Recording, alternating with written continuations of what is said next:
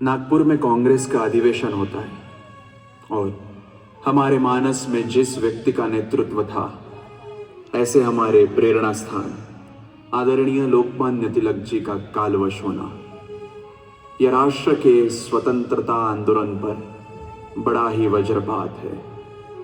और इसी कारण से मैंने आप दोनों को यहां बुलाया है। केवल मन की पीड़ा ही नहीं, अंतरंग भी करा रहा है। इस आक्रंदन का प्रकटीकरण करना केवल नयनों द्वारा ही हो सकता है। मेरे अश्रु आपको मेरे हृदय की कहानी का वर्णन कर देंगे। मेरा आराध्य दैवत, मेरा आदर्श, मेरा मार्गदर्शक, मेरा सूरज डूब चुका है। मेरा सूरज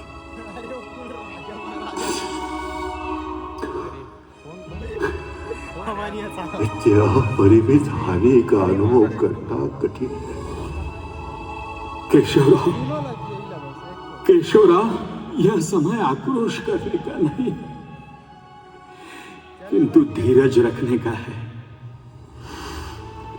कोई भी व्यक्ति यहां अमर नहीं है। जीवन, जरा, मरण, व्याधि से कौन मुक्त है? मृत्यु तो अटल है और यह आपको समझाने की आवश्यकता मुझे नहीं है। परंतु मैं यही कहूंगा कि संयम को टूटने मत दो। भाऊजी, ये पानी का घूंट और आपका प्रेम, इसमें से मैंने क्या ग्रहण करना चाहिए, ये मेरे समझ के परे है। किस चीज की मुझे आवश्यकता है, ये आपसे बढ़कर कौन अच्छा समझ सकता है? क्योंकि आपके प्रेम में मां का ममत्व है, पिता का कर्तव्य है, बंधु भाव भी है और सखा तो आप मेरे हो ही। किंतु पहली बार परिस्थिति से विवश होकर हमारे पितृतुल्य डॉक्टर मुंजे जी से लिपट कर मैं रोया हूं। वो क्षण की विवशता थी, परंतु आगे से मुझे इस तरह भावनाओं में बहने से स्वयं को रोकना ही होगा। आज भावनाओं में बहने का या उसके कारण विक्षिप्त होने की ये दूसरी घटना है। नहीं केशवराव, हम सभी भावनाओं को रोक नहीं सकते। इसके लिए अपने आप को दोषी मत मानो। यह अश्रु तिलक जी से आपके लगाव का प्रतीक है। और क्या चाहिए? परंतु उसके पूर्व कौन सी घटना घटी, यह मैं आपसे जानना चाहता हूं। आपका संदेश मिलते ही मैं आपके घर की ओर आ रहा था। रास्ते में कुछ बच्चे क्रिकेट खेल रहे थे। मेरे अंदर के क्रोध ने अचानक उन पर बरसना शुरू किया और मैं उनसे भला खेलने लगा। एक राष्ट्र पुरुष के मृत्यु के उपरांत हमारी भावी पीढ़ियां अगर दुखी नहीं होती और अंग्रेजों का क्रिकेट खेलती है तो क्रोधित होना स्वाभाविक ही है। परंतु उन बच्चों में से एक बच्चा, जिसका नाम दादाराव परमार्थ था, उसने क्षमा याचना की। वो किशोर अपने क्षमा याचना में अत्यंत प्रामाणिक था। अब इस क्षण मुझे उसका अनुभव हो रहा है कि जितना वो बच्चों का समूह दोषी था, उतना मैं भी। वो कैसे? आपकी प्रतिक्रिया तो स्वाभाविक ही थी। शायद आपकी जगह मैं होता तो 2 थप्पड़ लगाता था। ऐसे उन्मत्त बच्चों को यही शिक्षा योग्य है।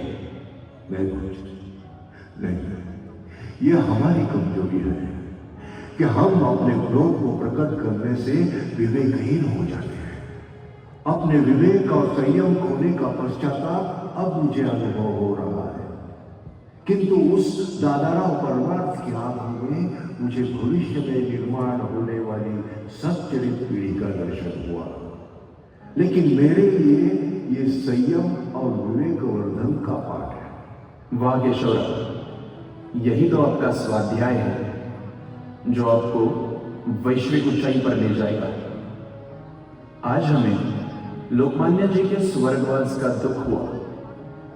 यद्यपि हमारा हृदय कष्ट में है, फिर भी हमारे सामने अधिवेशन संयोजन की चुनौती जस की तस खड़ी है।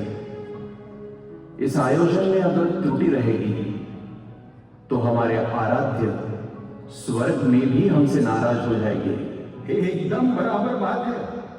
भूत को भूल जाओ, आज का स्वीकार करो और भविष्य को बनाओ, यही मंत्र जपते रहो।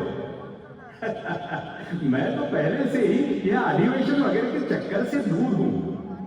मुझे ना तो वह बाण चर्चा पसंद है, ना ही फालतू का ज्ञान।